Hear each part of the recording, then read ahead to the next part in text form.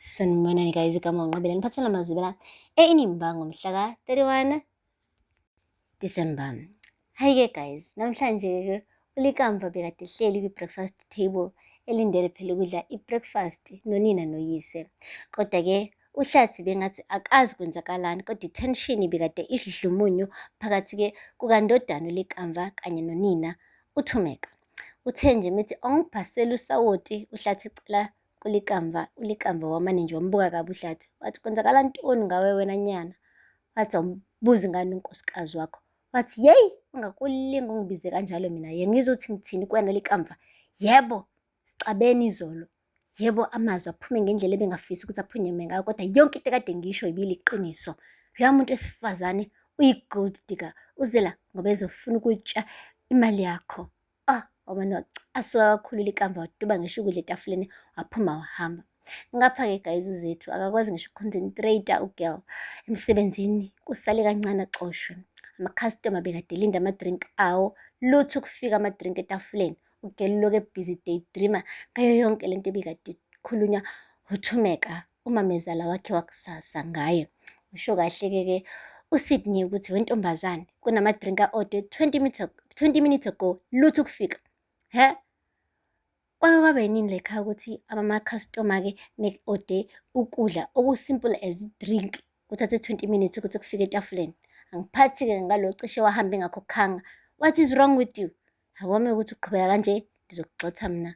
Andiva bangithini kuwe? Hayibo guys, mane nje waxolisa uZethu, kodwa kubonakala ukuthi cha, lento le imayelana ne-personal life yakhe, uyagowisha ugirl. Manje akasakwazi nanokuthi-ke afocus emsebenzini. Guys, akupheli-ke lapho. Hambile kuZethu watshela uqhawe yonke into eshiwo uThumeka kuyena. Ngoba siyazi ukuthi uqhawe benoZethu babangani abakhulu. Uqhawe bengekayithathele indaba ayishanele ngaphansi kwakhaphethi. Umane wahamba wayangqoka amabandla, wafika eyoconfronta nje uThumeka, emtshela zikabhoqo ukuthi ubangwa yini athi omunye umntwana kamfanele undodana wakhe ebe naye engekho msulwa, engesona isi-aram.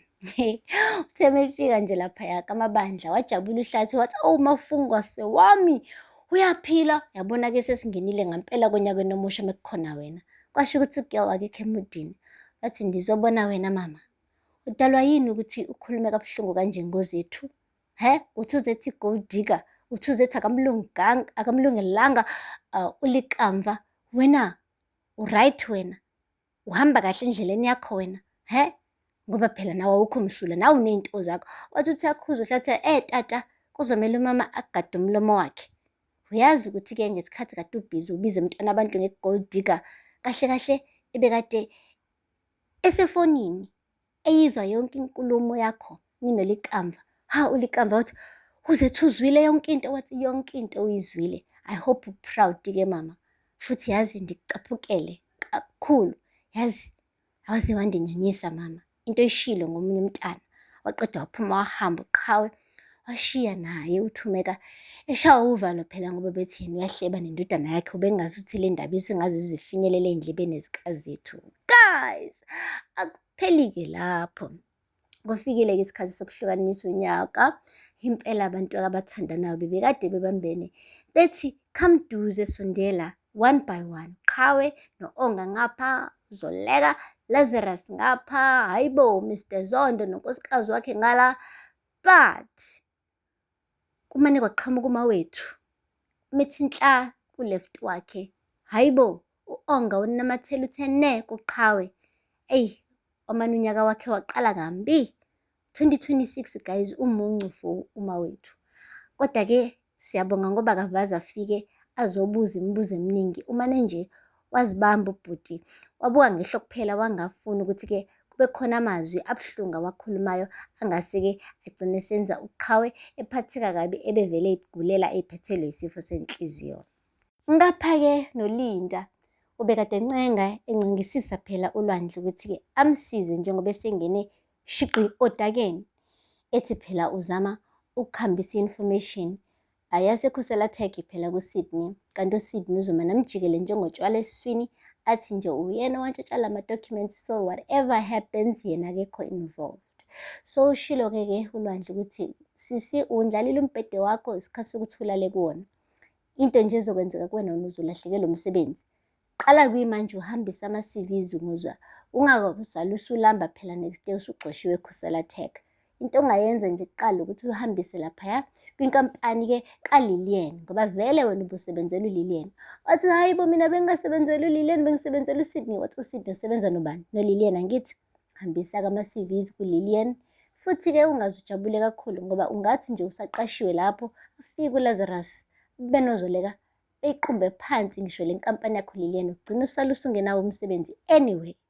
Hhayi-ke ugirl ubonile ukuthi mebala amaqanda akhe, ngathi mewafaka laphaya eKhosela Tech, hayi cha, bangamgxosha noma inini vele. Akasale vele nje esesala esemosha ngoba sekumoshakele vele. Wathathile-ke wonke amafayili lawa kade wantshontsha eKhosela Tech wawahambisa enkampanini kaLillian. Hhayi-ke uthe seyi-transferile-ke yonke information yaseKhosela Tech yafika nje yaba 100% via i-laptop yakhe. Wathi-ke ayike i-fate yakhe-ke isibhaliwe. Asazi-ke guys ukuthi kuzolunga yini noma cha, kodwa ngoba besesewutholile no-50,000 rand ovela kuSydney, mhlawumpe hhayi-ke uLillian uzobe siyaqhubeka-ke naye emsebenzise-ke njenge-spy for I don't know how long, kodwa-ke kuyobonakala khona ukuthi kazi le plan yakhe izophumelela yini ugirl noma cha. But anyway, uzamile kona bandla ukuthi-ke amncenge uLwandle ukuthi phela amkhulumele nobaba wakhe, ikwazi ukuthi isuke yonke lento leyo, but kwanhle angazimuka nomoya. So bengisenayo i-choice vele, i-choice nje yabe sisisele iyona ukuthi asale seqhubeka la qale khona. Asazi-ke guys ukuthi kuyophetha kanjani-ke ngekusasa lakhe ugirl. Akupheli-ke lapho, uhlathi-ke uke waba ubaba for the first time kuLikamva. Likamva kuthe sekuqhunyiswa ikwebhisi kuhlukaniswa unyaka, inhliziyo yakhe ibikade kuzethu. Wamane wabona kungcono ukuthi adrayive ubhuti aye kuyena ayokhuluma naye, kodwa before aye umtshelile ubaba wakho ukuthi kulate ukuthi ungaqhuba imoto ebusuku kangaka. So musuloku uthatha nawe lento isho uma wakho uyifake enhlizweni. Uma wakho hayi ngoba nakhe zonda uzethu, kahle kahle bonke omama abafana njengaye uma wakho, usaba ukuthi usizophunyuka indodana yakhe abekade etshela ukuthi iyohlezi ila eduze kwakhe sonke lesi sikhathi.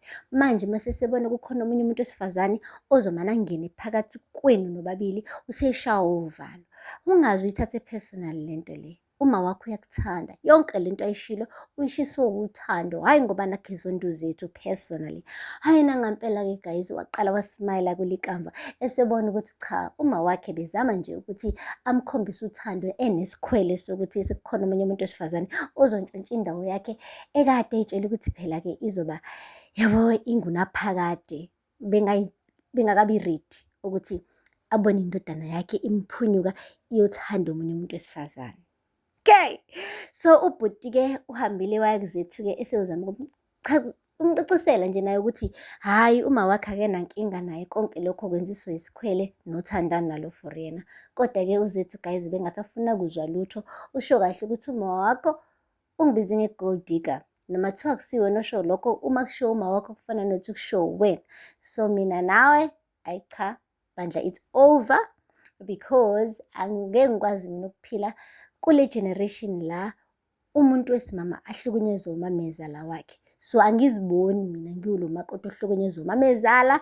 So mina nawe kuphelile bandla. Ayike waliwa-ke ubhuti-ke unyaka uqala, and I'm sure lento izoba isilonda esihlungu esingapholi empilweni yakhe, and umuntu awoloke emblamile kube kuwunina yena kanye lo othi-ke I'm trying to protect you my son, usezoba number one enemy yakhe uLikamva. Guys, aphela lapho ngamazivela namhlanje, ningakhohlwa subscribe and like and comment. Until next time, bye. Sanibonani guys, igama uNqabile niphathela amazivela eNimba ngomhla ka 31